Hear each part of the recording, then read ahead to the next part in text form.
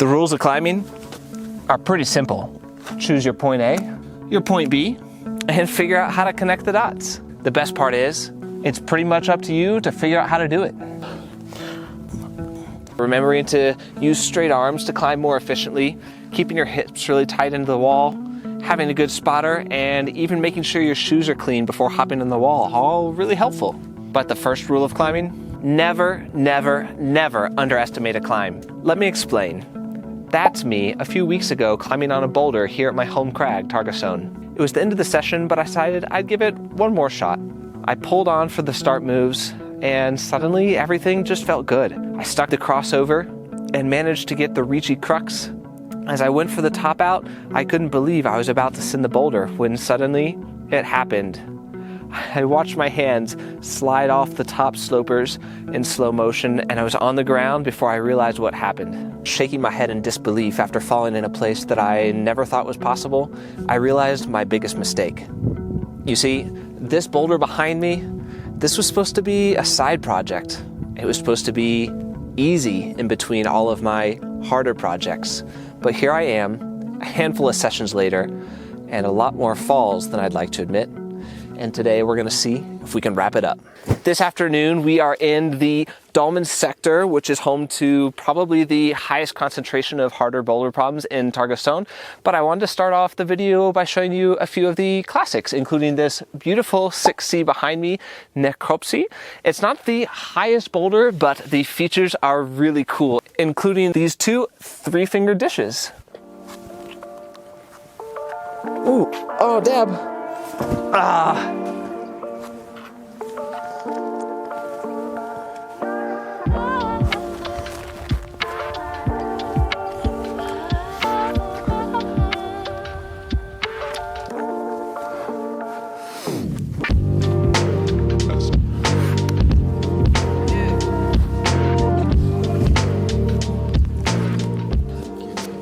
Classic Alex doing the warm-up boulders as if I were snorkeling and holding my breath. Behind me we have the beautiful uniformicide boulder. The climb that I just did is out to the left where you can see my pad. The most classic climb here on this boulder is the boulder that it's named after, uniformicide. It's an 8A. It starts out left on some underclings and then traverses out right through a series of really tiny and sharp crimps. On this piece of stone there are a ton of different combinations and traverses. Right now I want to do a 7B called Le Trait de Démologie, which I've done a handful of climbs and I think it's one of the best of the sector. And mantle over. Oh no. Oh, shoot.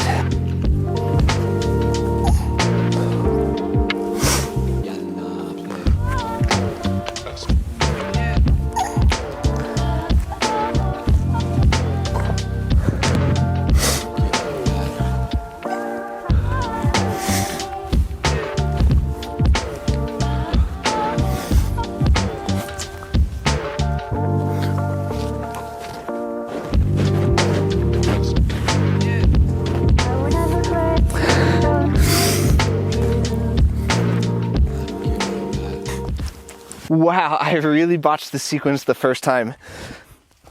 I was supposed to get my left hand out to this hold, but the first time I did the boulder, I grabbed this right hand crimp first, and because I didn't have a good balance, I really had to close my hand really tight. Going out with the left hand first was way better. And then here is the side pull that I used, and I really like this feature. In Spanish we call this a patata because it looks like a little potato. So I grabbed this with a thumb catch. That's the hold that my foot popped off the first time. It's a little bit glassy and I was nervous the second time, but we got it done. I think we're pretty warmed up now, so let's head over to the project. Welcome to the Psoa's roof. This boulder is actually home to 3 different lines. They all start with the same 2 underclings and then have different exits. My story with this piece of stone goes all the way back to 2021 on my very first trip to Targasonne in November of that year. I did the easiest right exit Psoa's hole within about 30 minutes after giving an amazing flash attempt. The grade that's given to that boulder is anywhere from a 7C plus to an 8A plus, depending on who you ask. Things started to get really interesting for me when I came back later that winter and started working the hardest and left exit Psoa mole, which is given an 8A plus or 8B, depending again on who you ask.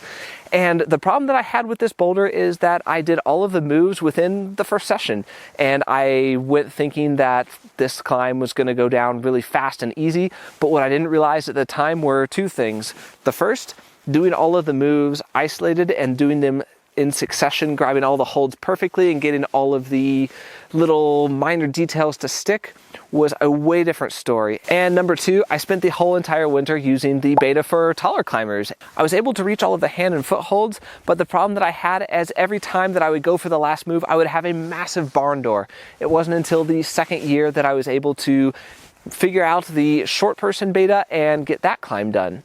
And that brings us back to the climb that we're going to be trying today. It's called Psoa's Pole, and it is the climb that takes the direct exit and eliminates the right-hand slopers that you would use for the easiest exit.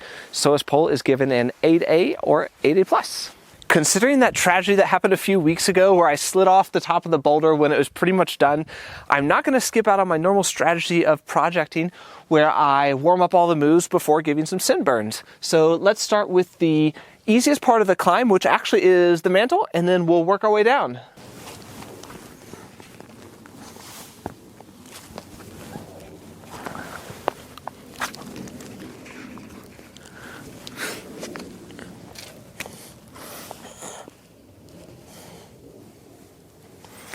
Ooh, that felt pretty good today. I will admit that when I fell off the top a few weeks ago, I don't think that I had the most optimal beta. I was just going straight out through the worst slopers that there are. I actually hadn't seen the little knob feature that I used just now, and it is way better. That's the knob that I grabbed to start the mantle. Then I used this sloper and that sloper. And I believe I actually grabbed this one too. The right-hand slopers are way worse, they're for the harder exit. And we've got one final one up here to finish the top out.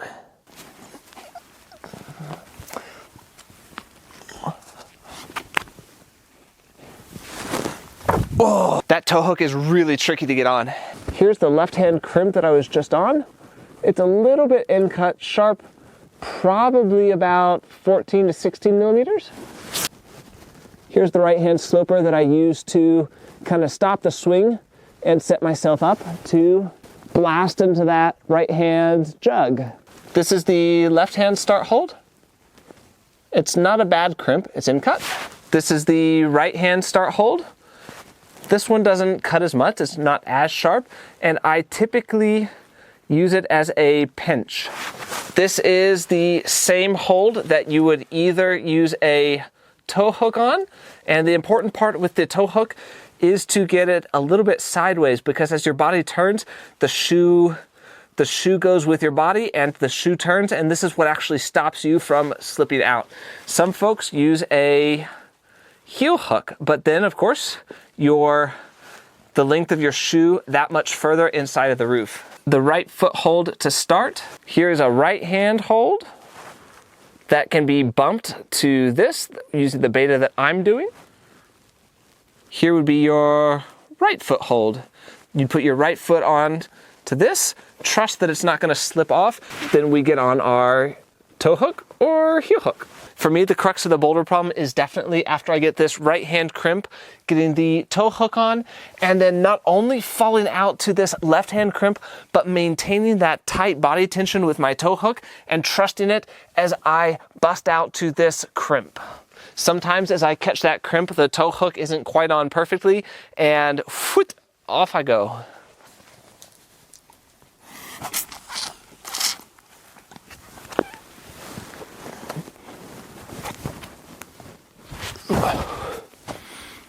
Ooh, got good vibes today, but I've also been here before. By the way, if you haven't noticed, this sweatshirt is from Dynamite Starfish. They're a super cool climbing brand. I've actually got information about them in the description, but what I really want to know is, what is your favorite crag snack? That one food that you're always packing in your climbing bag. For me, it's definitely these dried figs. They are delicious, and you can find them all over in supermarkets in both Spain and France during the winter months. While I'm getting set up for a few sunburns, comment with your favorite crag snack.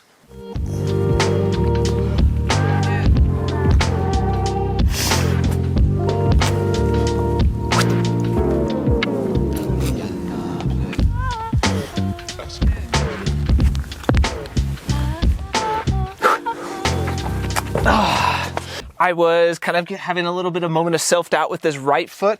I tried to make an adjustment, and in that moment that I adjusted the right foot, my toe hook turned and off we went.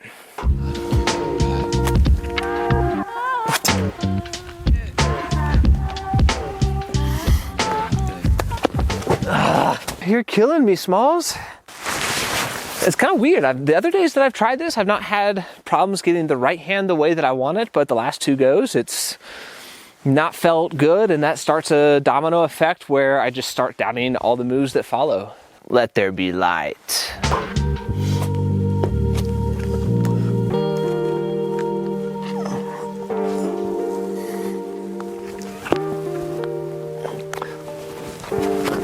Oh no.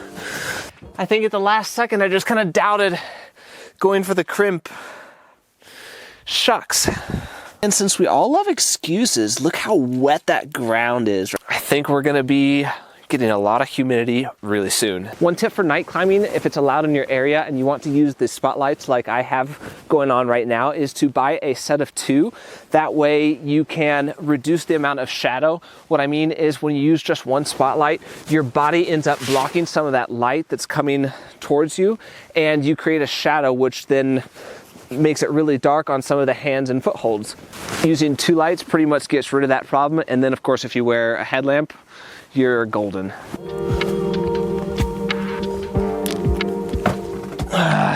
For an attempt like that one that was kind of a nervous attempt and I didn't get very far in the boulder and I don't think I exerted too much energy, I take maybe like 2 or 3 minutes. I basically stop the camera, put the camera back on, and I'm gonna give it another try.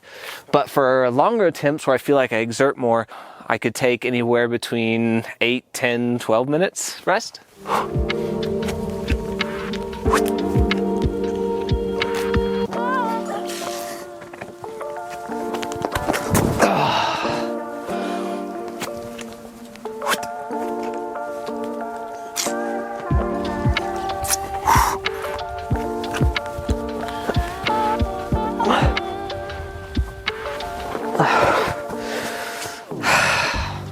That's frustrating. Things are definitely not going my way today, especially considering how good my warm-up was. I thought maybe the session would be more productive. I don't know if it's a question of kind of sin nerves or I'm getting a little bit annoyed with the boulder because I've been here a lot more days than I thought I would have.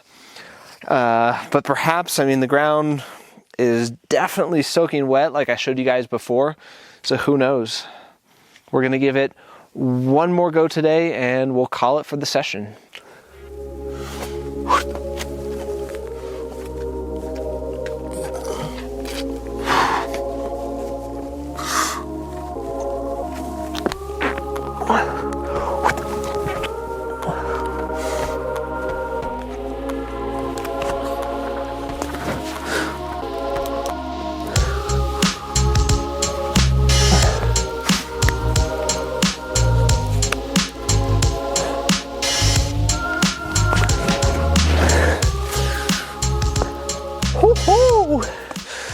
Winner, winner, chicken dinner. Cool. And my shoes came undone and I almost punted the mantle again because I didn't grab the sloper in the right spot. That was so unexpected. I'm not gonna lie, I was already thinking about having to come back here another day and starting to brainstorm other cool boulders that I could show you here in Targasonne. And I said, well, let's just give this thing one more try and see what happens. And voila, I ended up on top of the boulder. You know, one of the funny things about projecting is that more often than not, you end up sending the climb when you least expect it.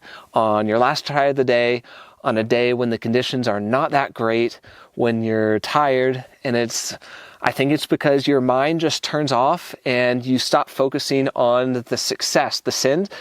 You accept that failure is a possibility and even a good probability, and you just climb. If there's one thing that this boulder reminded me of, is that the first rule of climbing is never underestimate the climb in front of you. Take the climb for what it is, a climb, not thinking that it's easy, it's hard, it's a high grade, it's a low grade, it's a climb, and just enjoy it. We'll see you guys in the next video.